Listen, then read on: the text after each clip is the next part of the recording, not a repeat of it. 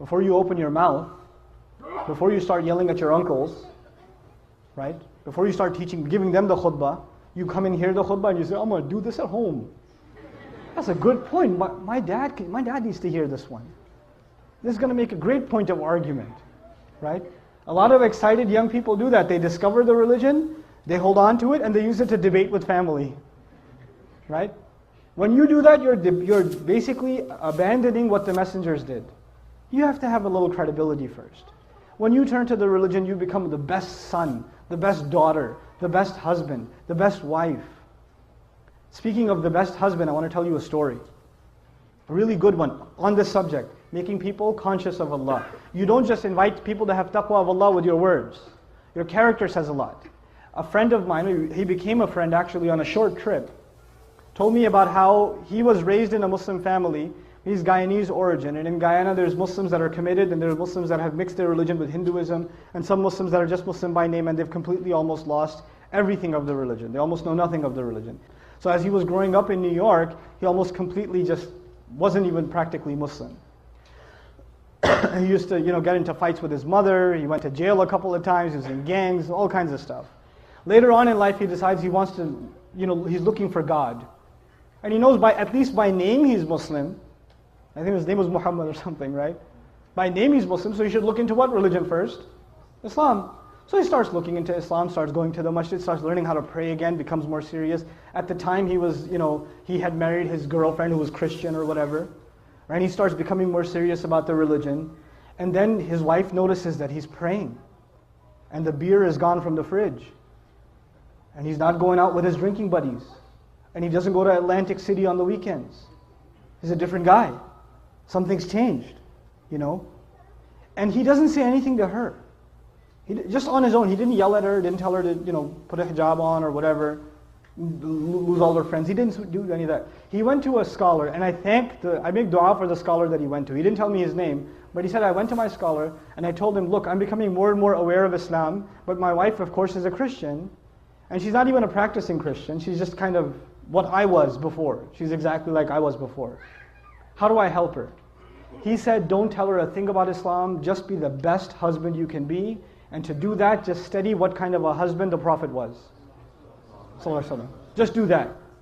Don't worry about what you need to tell her, worry about being the best possible husband, and that is the sunnah of the Messenger ﷺ. The Messenger would buy his wife gifts, the Messenger would joke with his wife, the Messenger would spend time with the mother of the believers, the Messenger would praise and compliment the mother of the believers. I'm mentioning that on purpose, guys. He would compliment them. You guys eat the first morsel of food in iftar, like, And the wife says, what? You go, nothing. Right? You drink, some of the desis here drink the first little sip of lassi. Look, I know the economy's bad, but are we really that short on sugar? Or, very painful for you to say a compliment. I understand, especially for those of you that come from my original country, Pakistan. For you to give a compliment to your wife can cause an ulcer.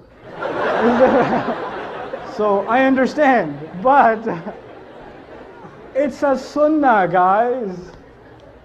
Good food. That's amazing. And our wives, the sisters are so used to hearing nasty things from us, that when we say nice things, they get freaked out. Like if the husband just says, you look really nice today. She goes, what do you want? like, she gets worried, like he's up to, we got to fix that. That's a problem. It can't be healthy. So he starts doing these things with his wife. And in the beginning, he used to argue with her sometimes about Islam and tell her how Christianity doesn't make sense. How can 3 be 1 and 1 be 3? All those kinds of arguments, you've heard them before, right?